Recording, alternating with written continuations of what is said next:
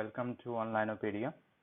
In this video, I will discuss some important questions for interview purpose. Okay, so for this particular video, I will discuss the questions from electrical machines. Okay, so let's start it. So our first question is how to improve the starting torque of an induction machine constructionally. So this question was asked in BARC 2019 interview session. Okay, so if you look the question carefully, they ask you how to improve the starting torque of an induction machine constructionally. So this is the main thing about the question. Okay, so we know that the starting torque TST directly proportional to the rotor resistance. Okay, so we can increase the starting torque by increasing the rotor resistance. Okay, so this is the first step, and second step is by varying the voltage by frequency ratio.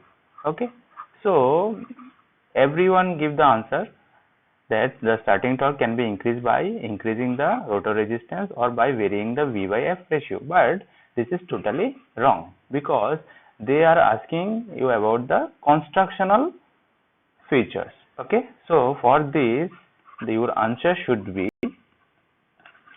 double cage rotor induction machine.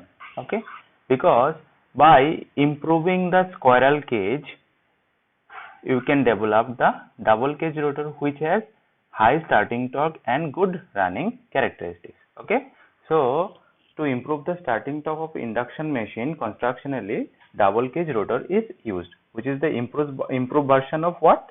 Squirrel cage machine. Okay, so in double cage rotor induction machine, the construction is look like one bar, another bar. Okay, so this is upper case and this is lower case. The upper case has lower cross sectional area. So due to lower cross sectional area, resistance is high, and for lower case the cross sectional area is high, so that the resistance is less. But due to high flux linkage to this area, the inductance is high because L directly proportional to flux linkage divided by current. So as flux linkage increases, inductance increases. Okay, so for this region the resistance is less but inductance is high, and for this region the resistance is high but inductance is less. Okay, so at starting most of the currents are flowing through the upper portion. So during starting, as the upper portion has higher resistance, the starting torque increases automatically. But as the induction machine gains the speed, the current distribution, okay, so the current distributes properly and the maximum current flows through the lower section, and as the lower section has higher inductance and lower resistance, the power factor improves. That means the high power factor application during the running performance. Okay, so it has high starting torque and good running characteristics. Okay, so the disadvantage of squirrel cage was it has good running characteristics but the starting torque is low. Okay, so our answer should be double cage rotor induction machine. Clear? And if I draw the torque speed characteristics of a double cage rotor, it is your torque and this is your speed. Okay, so this is for top bar and this is for your bottom bar, and the combination will look like this. Okay, so this is your for upper section and this is for lower section, and this is combination. Okay, so as you see, this curve provide the high starting torque and this is providing the good running characteristics. Clear? So how to improve the starting torque of induction machine constructionally? It would be double cage rotor induction machine. Okay, next question is why there is a humming sound in a transformer. So whenever you go through near to a transformer, you may hear a sound that is called your humming sound. So why there is a humming sound? The answer should be magnetostriction. Okay.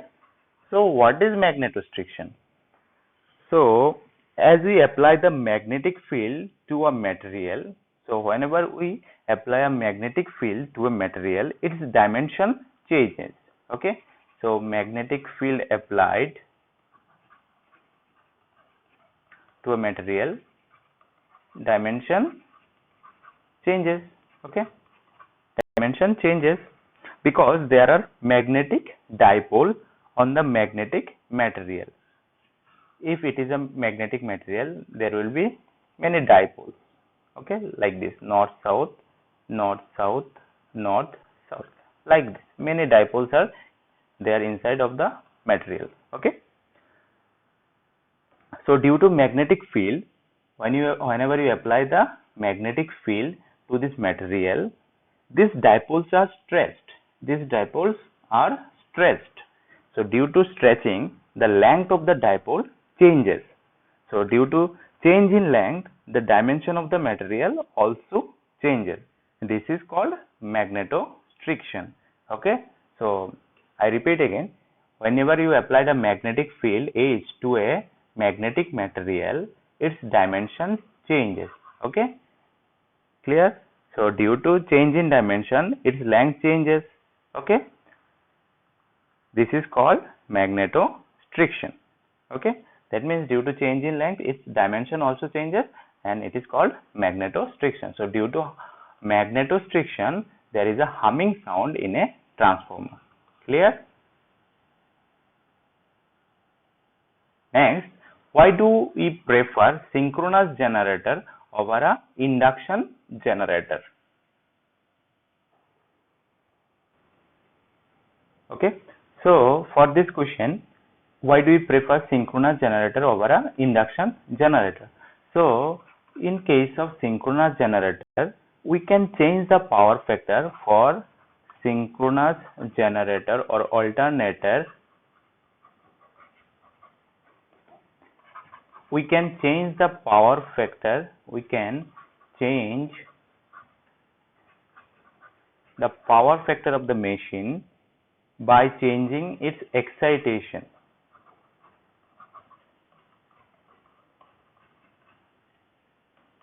Okay. So by changing the excitation, we can control the power factor of a synchronous generator. And whereas induction generator always operated on lagging power factor. Always operated on lagging power factor. And for induction generator, we need a reactive power source, okay, to develop the magnetic field or a capacitor bank. And for induction generator, we need a another separate reactive power source like capacitor bank, okay, to develop the MMF, okay, or magnetic field. Clear? But in case of alternator, we can change the power factor by changing its excitation. You can see it by from B curve, and this is your power factor curve, this is your armature current, this is your field current. Okay. So due to this simple reason, we can prefer synchronous generator and over a induction generator. Okay. And there is also issue of insulation and something else. Okay. Next is, which induction motor is widely used and why? Okay. So there are two type of induction motor. One is squirrel cage, another is own rotor type or slip ring induction motor. Okay. Squirrel cage, own rotor or slip ring induction motor. So widely used means, okay, let me differentiate between squirrel cage and wound rotor. In case of squirrel cage, the air gap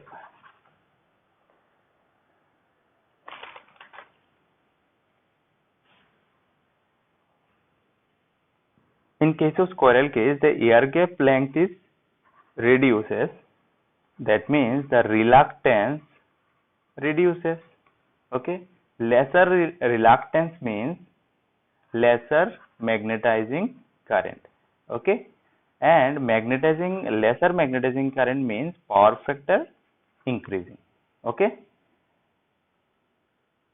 so the running characteristics of a squirrel cage induction machine is very good. So the running characteristics is very good for which type of machine? Squirrel cage type of induction machine. Clear? But in case of slip ring type machine,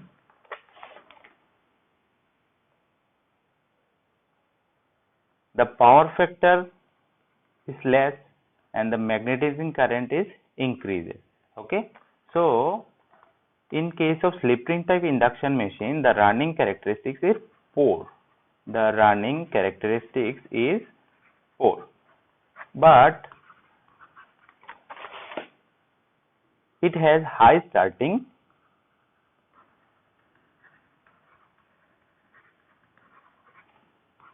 torque. But in case of squirrel cage machine, it has low starting torque. So instead of this, the squirrel cage of induction machine is preferred because it has a good running characteristics as the running power factor is high. Okay, but in case of slip ring induction machine, the starting torque is high or good, but the running characteristic is poor. So the squirrel cage induction machine is preferred widely. Clear? Next. So this question was also asked in BRC on 2019. Okay. So for which load curve induction motor will reach steady state fast? So this is load A, this is load B, and this is load C. Okay. So this is our torque slip characteristic or torque speed characteristics. Okay. So this is our starting torque. As the load A has the load torque A has higher than the starting torque. This is our load A and this is our starting torque. As the load torque for A is greater than the starting torque, A is not starting. For A, the motor is not starting. Clear? Because the load torque is greater than the starting torque. So in that case, the motor will not operate. Clear? And for B and C has higher acceleration torque. C has higher acceleration torque compared to B. So C reach the steady state first, then B. So C first, then B, and A will not reach due to the high torque than the starting. Okay, because A has higher load torque than the starting torque. Okay, so from this graph, the C curve or C load will reach steady state first as C has higher acceleration torque. C has higher acceleration torque. Okay. Next question is, there are one transformer and one induction machine. These two have the same supply. For which device the load current will be maximum and why? Okay. So one is transformer and another is induction machine. So transformer only transform the energy, okay, or power, and the induction machine is consume the electric power. So obviously, as induction machine consume the power and transformer only transform, so induction motor will carry the more load current compared to induction machine. Okay, and apart from this, transformer has a no load current of 5 to 8%, and for induction machine the magnetizing current is almost 25 to 35%, and for this is for transformer and this is for induction machine. This is a magnetizing current for induction machine and this is the magnetizing current for transformer. Okay,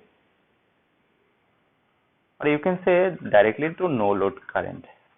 Okay, better if you say no load current. This is your no load current. Okay,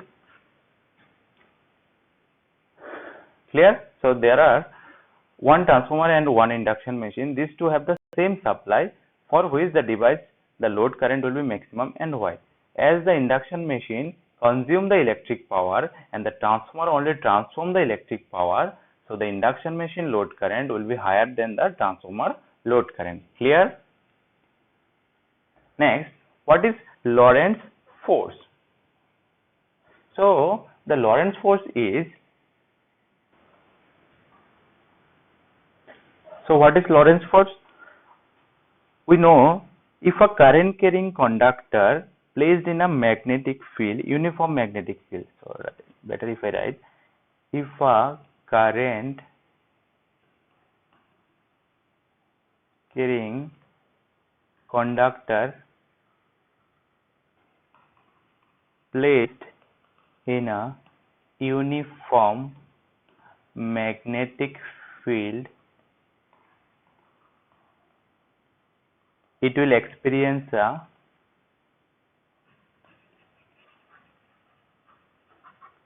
force, okay, which is Lorentz force, and it can be written as F is equal to I into L cross B. Okay, so this is your magnetic field, this is the length, and this is the current. Okay, the armature rotates due to this force. Okay, so that is your Lorentz force. So what is the use of compensating winding in DC machine? So what is the use of compensating winding in DC machine? So first of all, let me draw the compensating winding.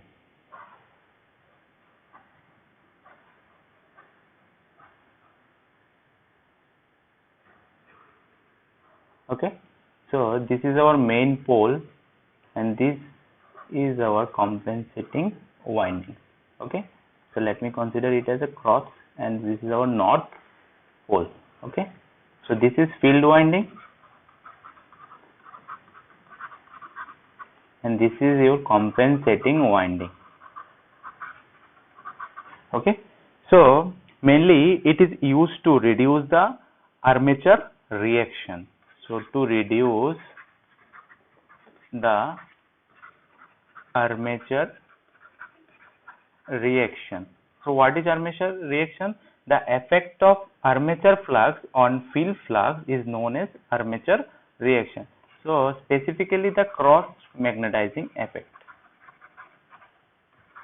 Okay, so the cross magnetizing effect of armature reaction may cause trouble in DC machine subjected to the large fluctuation in load.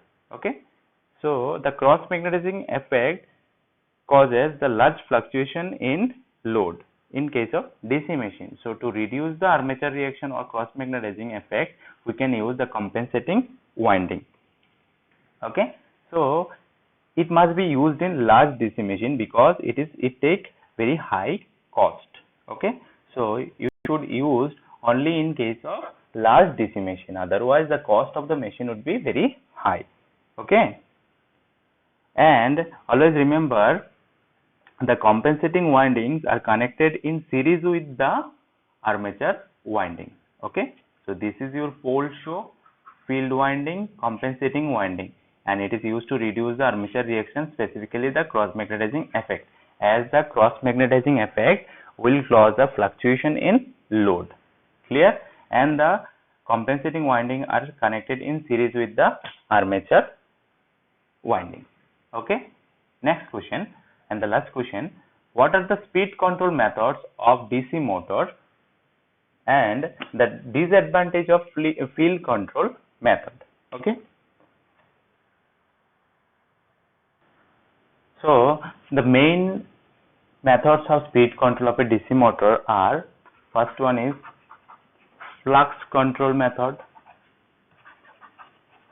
or known as field control. Okay. Second one is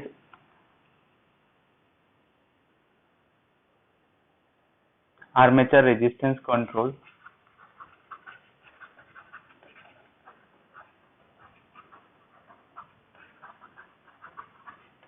Okay. So this is for above base speed. Okay. And this is for below base speed. Okay. So what are and the disadvantage of field control method?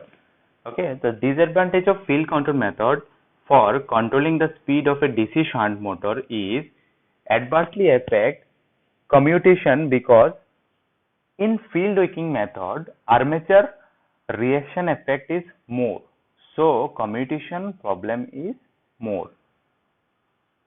As in case of field control method, the field wicking method is used for above base speed. Okay, because E is equal to P and phi Z divided by 60A.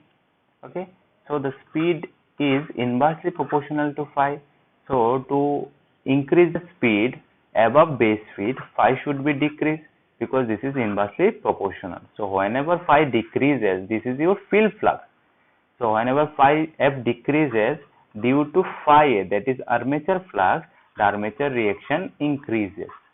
Armature reaction increases as the field flux reduces and the armature flux is remains same. Okay, so for this reason the armature reaction increases. Okay, so due to armature wicking method, due to field wicking method, armature reaction effect is more, so commutation problem is more. So due to this, the commutation problem is more, and so due to commutation problem, sparking occurs. Okay, clear? Okay, thank you, and don't forget to like and subscribe our channel and share it with your friends. Okay, thank you.